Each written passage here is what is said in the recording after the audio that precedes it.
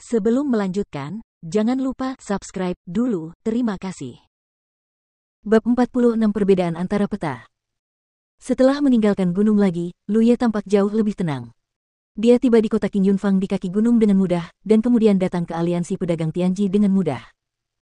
Tanpa menunggu pelayan yang menyambut para tamu di pintu bertanya, Lu Ye melontarkan satu kata, jual.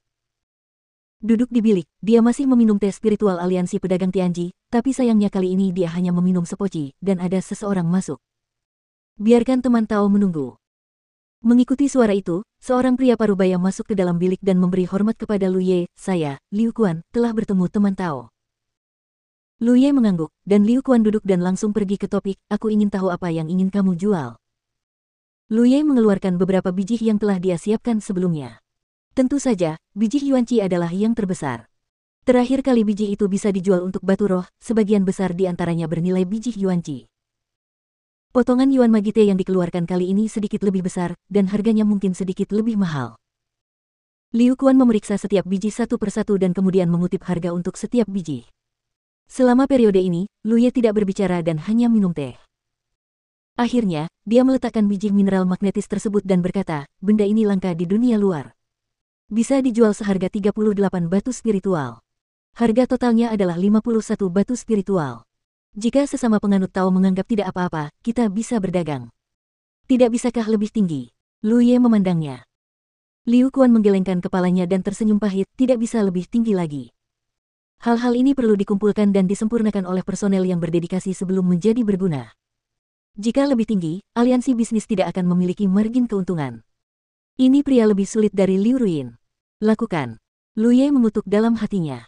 Terakhir kali dia menawar dengan Liu Ruin, pihak lain segera menambahkan 4 batu spiritual. Meskipun dia seorang wanita, dia jauh lebih ceria daripada Liu Quan. Dia tidak tahu bahwa Liu Ruin bersedia menaikkan harganya karena ada aturan tidak tertulis. Di saat yang sama, Liu Ruin juga ingin berbisnis lain dengannya, itulah sebabnya dia sangat bahagia. Ternyata Lu Ye tidak mengetahui aturan sama sekali dan bahkan tidak memberikan hadiah kepada siapapun, yang membuat Liu Ruin sedikit tidak senang. Liu Quan adalah seorang laki-laki dan dia tidak berharap untuk melakukan bisnis lain dengan Lu Ye, jadi dia secara alami memiliki sikap seperti bisnis. Lu Ye terdiam beberapa saat, terlalu malas untuk membuang kata-kata, dan mengeluarkan 4 tas penyimpanan, apakah kamu punya cara untuk membuka barang-barang ini? Yi membawakannya kepadanya sebelumnya kota Qin Yunfang. Anda dapat membuka kunci terlarang di tas penyimpanan, tapi Lu Ye melupakannya terakhir kali. Liu Quan mengambil tas penyimpanan dengan tenang, jelas dia telah melihat hal semacam ini berkali-kali, dan setelah memeriksanya sejenak, dia berkata, jika sesama penganut Tao ingin meminta kami membantu membukanya, tidak apa-apa, tetapi akan ada sejumlah biaya. Bagaimana cara menagihnya?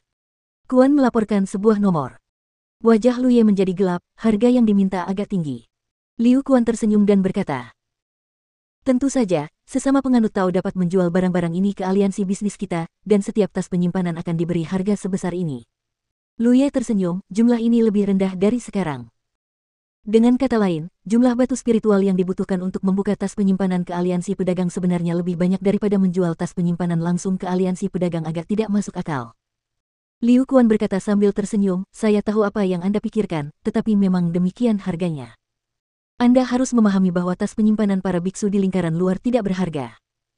Mungkin tidak ada apa-apa di dalamnya, hanya kosong tas, dan sang aliansi harus menanggung beberapa risiko untuk ini, jadi harganya tidak akan terlalu mahal. Tentu saja, jika Anda ingin bertaruh dan melihat apakah Anda dapat menemukan harta yang tak ternilai di dalam tas penyimpanan ini, Anda hanya perlu untuk membayar sejumlah pembukaan kunci. Itu tergantung pada bagaimana teman-teman Tao memutuskan. Lu Ye memikirkan 3 biksu yang dirampok oleh Yi dan Dahu sebelumnya. Benar-benar tidak ada barang bagus di tas penyimpanan mereka. Dia segera mendapat ide, dan setelah tawar-menawar dengan Liu Quan, 4 tas penyimpanan terakhir dihargai 20 batu spiritual, dan dikemas serta dijual ke aliansi pedagang. Menghitung yang sebelumnya, itu berarti 71 batu spiritual. Setelah urusannya diselesaikan, Liu Quan jelas sedikit senang dan bertanya, bagaimana Anda ingin menyampaikannya, rekan Tao? Lingqi atau ramuan? Lu Ye berkata, apakah Anda memiliki peta medan perang Lingqi? Alasan dari pertanyaan ini adalah Lu Ye ingat ketika dia pertama kali memasuki pasar, orang kaya yang dia temui memberitahunya bahwa ada peta yang dijual di aliansi bisnis. Jika dia ingin pergi ke markas Sekte Darah Giok, dia harus mencari tahu lokasi spesifik dari Sekte Darah Giok. Akan lebih mudah untuk memiliki peta di tangan. Liu Quan tiba-tiba menjadi antusias, tentu saja ada. Saya ingin tahu jenis peta apa yang Anda inginkan. Berapa jenis peta yang Anda miliki? Ada 3 jenis peta, peta 3 titik, peta 7 titik, dan peta 10 poin. Apa itu? Apa bedanya? Lu Ye hanya bisa mengerutkan kening, dia hanya menjual peta, apa gunanya semua masalah ini? Seperti ini, Liu Kuan menjelaskan. Mendengarkan penjelasannya, Lu Ye perlahan memahami perbedaan antara ketiga jenis peta ini. Di seluruh medan perang Lingqi, terdapat stasiun kekuatan besar dan kecil yang tak terhitung jumlahnya. Bagaimanapun, kekuatan sekte di seluruh Jiushu memiliki stasiunnya sendiri di medan perang. Kekuatan tersebut saling terkait satu sama lain, dan stasiun tersebut akan sering berpindah tangan. Jadi menggambar peta adalah hal yang sangat merepotkan. Namun, aliansi pedagang Tianji memiliki kemampuan ini, karena aliansi pedagang ini memiliki aliansi cabang yang tak terhitung jumlahnya di seluruh medan perang. Hanya dengan merangkum situasi di setiap area, ia dapat dengan mudah menggambar peta seluruh medan perang lakukan. Memiliki kemampuan. Peta lengkap mencakup situasi semua stasiun di medan perang Lingqi, di kam mana mereka berada, dan tingkatan sekte tersebut. Tidak hanya itu, berbagai medan dan medan di medan perang juga ditandai. Ini adalah gambar ke-10. Peta 7 titik adalah versi yang dikebiri dari peta 10 titik, yang hanya mencakup situasi umum 70% pasukan yang ditempatkan di medan perang. Peta 3 titik bahkan lebih sedikit lagi, dengan hanya 30% dari peta stasiun. Adapun medan dan bentang alam asli di medan perang, tidak ada sama sekali. Bagi Lu Ye, jika ingin membelinya, Anda harus membeli peta 10 poin, karena sekte darah biru saja sekte kelas 9, dan peta 3 titik dan peta 7 titik mungkin tidak ditandai di atasnya. Jika Anda membelinya dan Anda tidak dapat menemukan sekte darah biru, Anda akan kehilangan darah. Selain itu, ada keuntungan membeli peta 10 titik, yaitu Anda dapat pergi ke aliansi pedagang Tianji untuk memperbarui peta kapan saja di masa mendatang.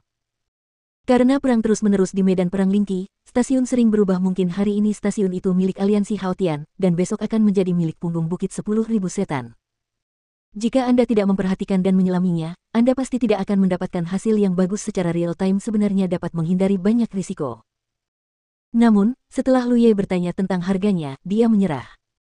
Peta 10 poin berharga 600 batu roh, yang masih merupakan diskon.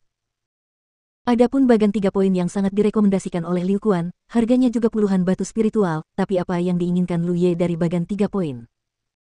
Pada akhirnya, dia tidak punya pilihan selain mengakhiri transaksi.